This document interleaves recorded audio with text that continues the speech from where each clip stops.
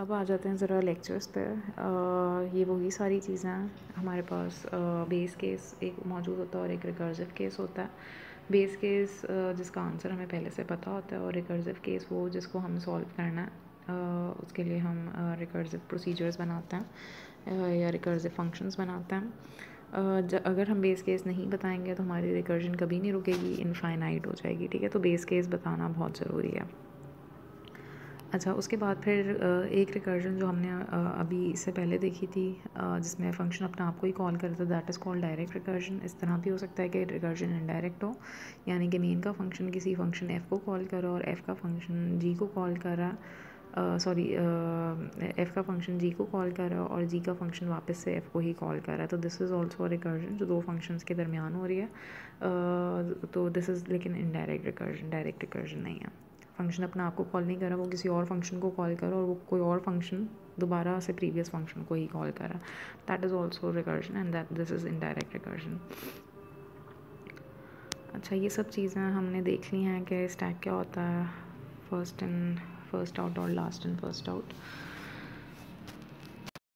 अच्छा, ये वही फैक्टोरियल वाला प्रोग्राम है जो इससे पहले हमने देखा था कि अगर हम रिकर्जन के बग़ैर करते हैं फैक्टोरियल तो सिंपल हम लूप के थ्रू भी कर सकते हैं, और अगर हम रिकर्जन के साथ हम करना चाहें तो वो चीज़ हम देख चुके हैं इस प्रोग्राम के अंदर जो मैंने बताया था। यहाँ पर उसी की एग्जांपल है कि जब हम किसी भी नंबर का फैक्टोरियल कैलकुलेट करते हैं तो जब तक हम बेस केस तक नहीं पहुँच जाते हैं, यानी कि डिक्रीमेंट करते करते करते मैं 1 या 0 तक नहीं पहुँच जाती हूँ, तो हम पूरे रिकर्जन जो आंसर है फैक्टोरियल का हम वहाँ तक नहीं रीच कर सकता।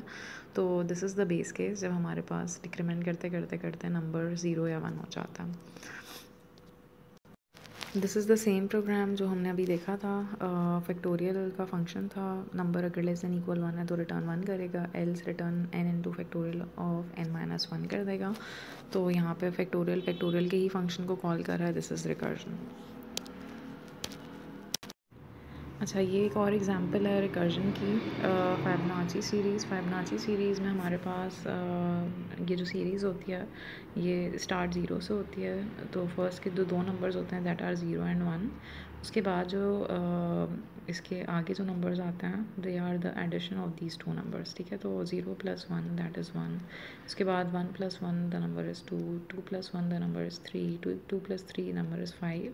इस तरह ये सीरीज़ चलती रहती है। जो प्रीवियस हमारे पास दो नंबर्स होते हैं उनको ऐड कर देते हैं, और जो ऐड करने के बाद रिज़ल्ट आता है that is the next number in the series.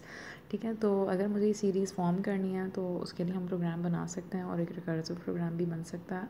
तो अगर मैं शुरू के नंबर्स की बात करूँ कि शुरू के जो भी 2-3 नंबर्स हैं दे आर द सेम, यानी कि अगर मैं फिबोनाची सीरीज़ बनाना चाहती हूँ ऑफ 0 तो that would be 0। Fibonacci series of 1 is also 1। अगर मैं Fibonacci series of base case है, और अगर 0 या 1 नहीं है, अगर सपोज़ मुझे सेकेंड नंबर मालूम करना है तो that would be the Fibonacci of the previous 2 numbers. तो अगर मैं सपोज़ कॉल करती हूँ फिबोनाची ऑफ 2, यहाँ पर मैं आर्ग्यूमेंट में से 2 पास कर देती हूँ, तो यहाँ पर वो चेक करेगा कि क्या वो लेस देन 2 है, नहीं है, तो रिटर्न कर देगा Fibonacci of n-1 that is 2 - 1 1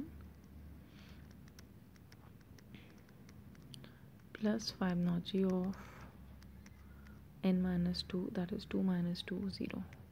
ठीक है, तो रिकर्सिवली अपने आप को 2 दफ़ा कॉल करेगा।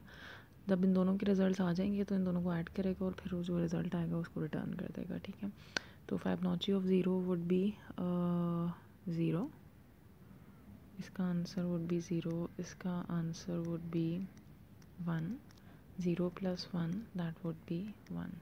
तो मेरे पास जो सेकंड नंबर आएगा that would be 1।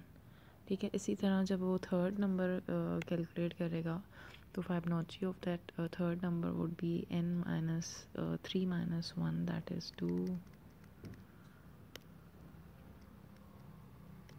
Plus 3 - 2 that is 1।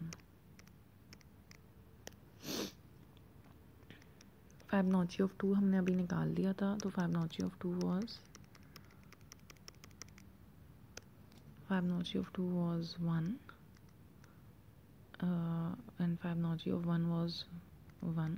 जो बेस केस में से मिल गया था हमें, तो 1 + 1 दैट इज़ 2, तो मेरे पास ये वाला नंबर आ जाएगा 2।